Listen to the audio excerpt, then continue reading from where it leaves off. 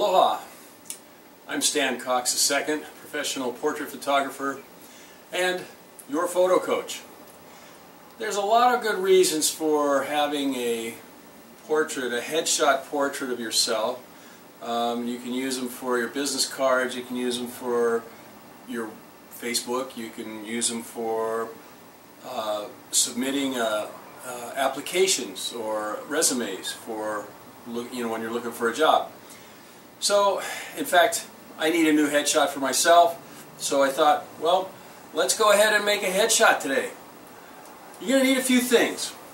You're going to need a camera with a self-timer on it, or a means where you can trigger it remotely to take the exposure. You're going to need a tripod to put the camera on, or some way that you can set the camera up, leave it so that it's adjusted at the right height and at the right angle, and that you can put it on the timer or trigger it with a remote device.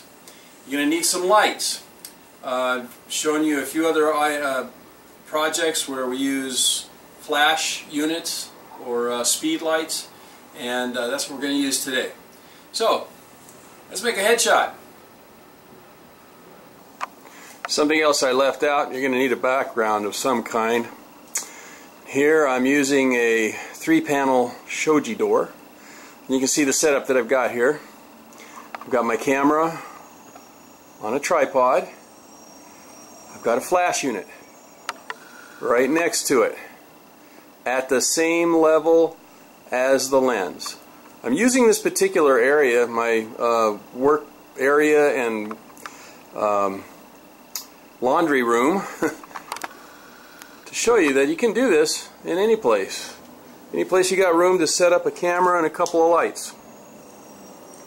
Now up here, you can see this is going to be my main light. It's another flash unit. This is a Nikon SB900.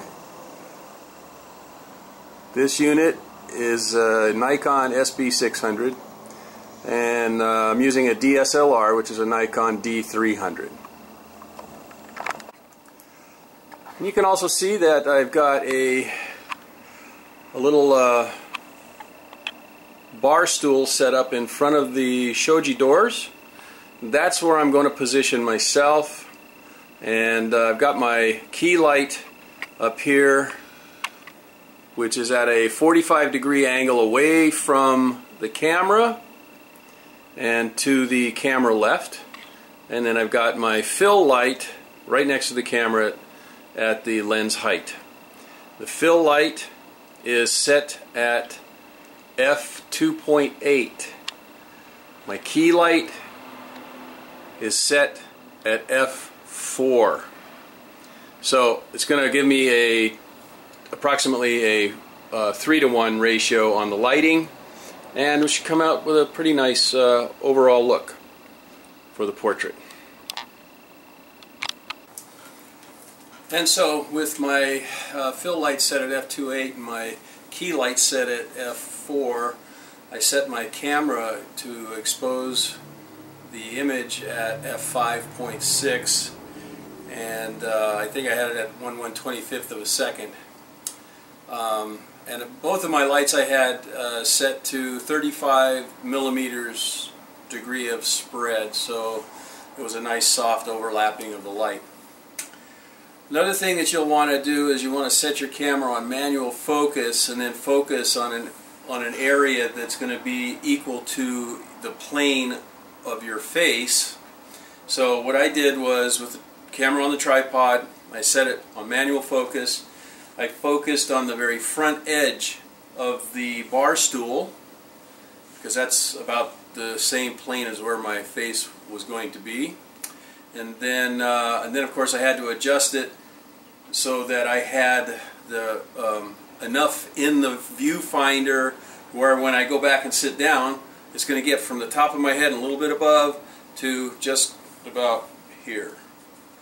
That might take a couple of frames of practice shots to figure out, but once you get that and everything is set up, your background's in place, your spot where you're going to stand or sit is set up, you got your lights set up and your camera set up, and it's on manual focus, all focused in, ready to go, and you've got some kind of a remote trigger for your lights, which I use Skyports, and then you can make several exposures and pick your best with the self-timer on your camera.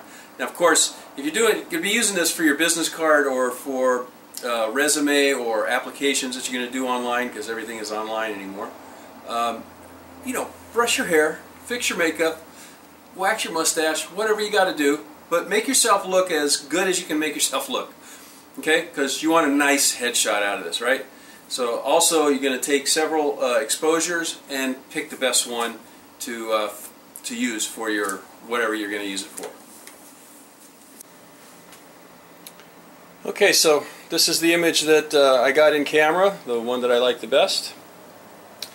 And now I'm going to show you the image as I have finished it. And here's the finished image. What I did was I trimmed the sides of my hair just a little bit above the ears. I whitened my teeth and brightened my eyes just a little bit. And I airbrushed the shine off of my cheeks and forehead. So that's about, oh, and I added a little additional blur to the background. Now I'm going to show it to you side by side. And there you have it.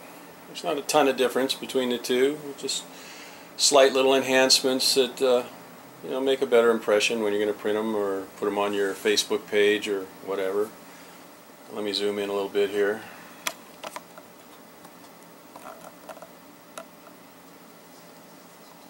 There's one.